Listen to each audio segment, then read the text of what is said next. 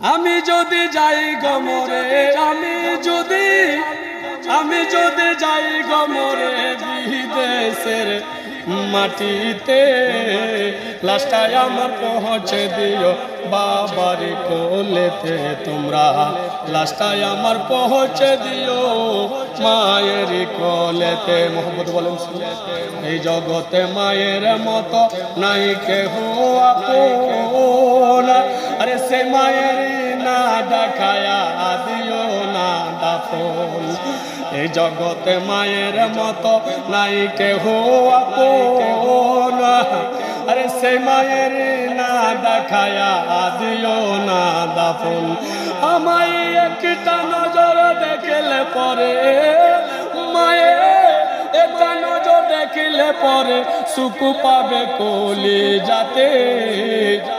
লাশটাই আমার